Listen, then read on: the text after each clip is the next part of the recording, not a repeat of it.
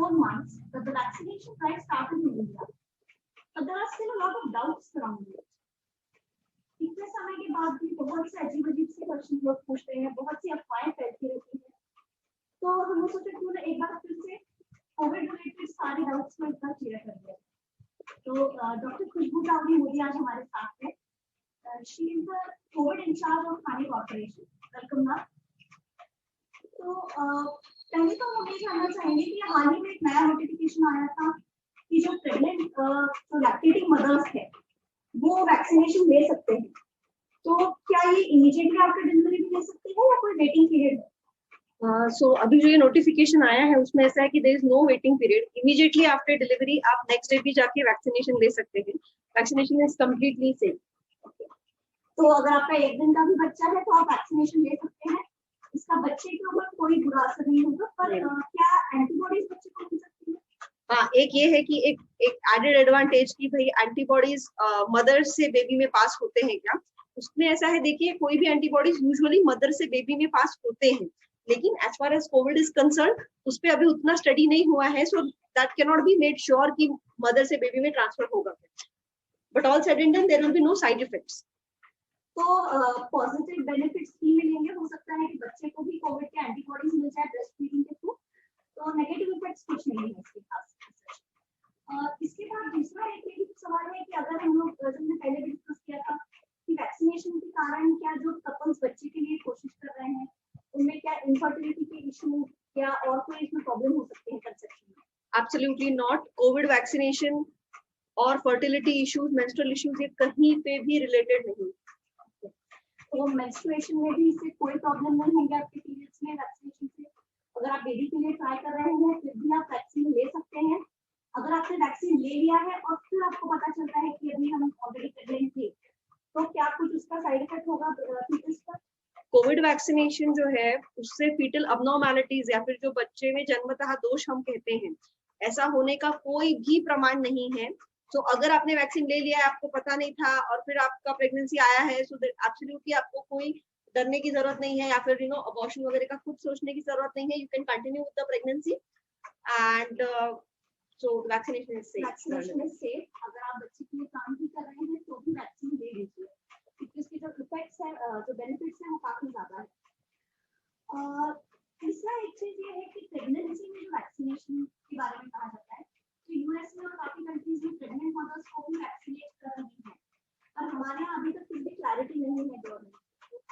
तो frankly speaking देखिए कि यूएस में जो वैक्सीन यूज हो रही है वो अलग वेरिएंट है। यहाँ पे भी हम इवन इंडिया का वैक्सीन एकदम vaccination drive is very safe, और जो फॉक्सी है जो obstetric gynaecological association of India है, उन्होंने रिकमेंड किया है, बट गवर्नमेंट ने अभी तक कोई प्रॉपर गाइडलाइंस नहीं आए हैं इसके ऊपर, एक क्लैरिटी नहीं आई है कि प्रेगनेंसी में ले सकते हैं कि नहीं करके। So we will have to just wait and watch for few more days. We will have to wait for some time जब तक गवर्नमेंट की गाइडलाइंस नहीं आ जाती। हालांकि कहा जा रहा है कि आई थिंक सफिशिएंट स्टडीज ना होने के कारण और प्रेगनेंसी थोड़ा सा एक हाई रिस्क सेंसिटिव एरिया है, इसलिए अभी तक स्टार्ट नहीं किया गया है, और उस पर भी जल्दी हमें कुछ न कुछ सुनने में आ सकता है।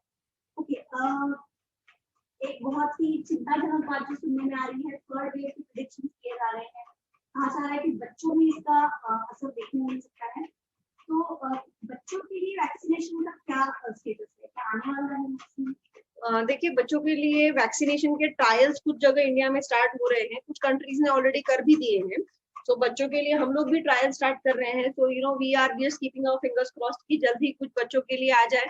और थर्ड वेव में हाँ बोला जा रहा है कि एक लार्ज वेव जब आएगी तो उसमें बच्चे ज्यादा इफेक्ट होंगे, बिकॉज दैट पॉपुलेशन अभी तक वो वायरस से कंपैरेटिवली काफी अनअफेक्टेड रहा है दैट पॉपुलेशन। सो लेकिन उसके लिए हमें अब बच्चों की इम्यूनिटी बराबर रखनी है, उन्हें बैलेंस डाइट देनी है, and then we are keeping our fingers crossed for the vaccine. तो बच्चों के वैक्सीन के ट्रायल्स भी शुरू होने वाले हैं, वो भी एक्सेलरेट होती है, और तब तक हमें we don't have to wait for the worst, prepared रहना है। सारे प्रिकॉशंस जैसे कि कहते हैं मास्क पहनना, सैनिटाइज करना, ये सब हैबिट्स बच्चों में भी डालनी है। और जो कि बार-बार हमने भी कहा है, हम लोग सुनते हैं, balanced diet is the most important thing. Immunity बढ़ाइए, हेल्दी हैबिट्स मेंटेन करिए, तो अपने आप इन्फेक्शंस को दूर रख सकते हैं। एक आखिरी चीज जो और सुनने में आ रही है, म्यूकोरमाइकोसिस। तो तो क्या आप थोड़ा सा बता सकते हैं कि क्या है, क्या कोई ऐसा पॉपुलेशन है जिसको ज्यादा इफेक्ट कर सकता है, जैसे कि प्रेगनेंसी, लैक्टेशन या ऐसा कुछ है, या और कोई पॉपुलेशन जिसको ज्यादा इफेक्ट करता है? सो बेसिकली एक जो सबसे पहला मिथ है जो म्यूकोरमाइकोसिस या ब्लैक फंगस के बारे में कि कंप्लीटली नया डिसीज है, ऐसा नहीं है। इट वाज ऑलरेडी देयर, लेकिन हमें म्यूकोरमाइकोसिस एक का प्रतिशत ज्यादा मिल रहा है, हमें ज्यादा प्रमाण में देखने को मिल रहा है म्यूकोरमाइकोसिस। तो ये जो ब्लैक फंगस है ये कैसा है, it is already in the environment, it is there everywhere. So लेकिन उसमें कैसा है कि अभी कोविड के कारण ये definitely Covid is definitely affecting the immunity. And कुछ जो डिसीजेस है जैसे कि डायबिटीज, सबसे ज्यादा डायबिटीज में, जहाँ पे ऑलरेडी इम्यूनो कॉम्प्रोमाइज स्टेट रहता है, या फिर जो इम्यूनो कॉम्प्रोमाइज इंडिविजुअल्स है, या फिर जो लोग बहुत दिनों तक स्टीरॉइड पे है कुछ थेरेपी के कारण, उन लोगों में ये चीज होने के ज्यादा संभावना है। प्लस जो कोविड जिन्हें हो जाता है तो वो हॉस्पिटल एक स्टे प्रोलॉन्ग स्टे रहता है, जिन्हें बहुत दिनों तक ऑक्सीजन थेरेपी मिलती है, वो लोगों में फिर म्यूकोरमाइकोसिस के ज्यादा केसेस दिख रहे हैं।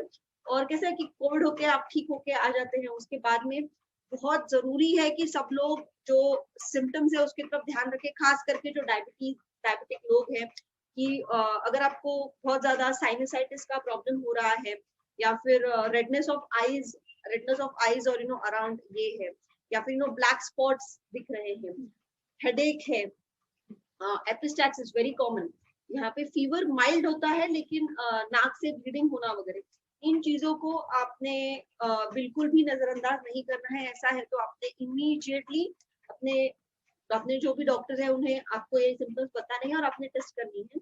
तो अच्छी बात यह है कि it is completely curable if detected with in time. Okay, तो आप अगर कोविड से रिकवर भी हो गए हैं तो भी जो सारे सिम्टम्स बताए गए हैं उन पर ध्यान दीजिए। और आई थिंक इम्यूनिटी बढ़ाने से अच्छा और कोई हमारे पास इलाज नहीं है इन चीजों का। तो ये this is a life long lesson for us that anything can happen, but we just have to be prepared for it. So thank you so much again for this valuable advice and information. And I hope some of your myths got busted.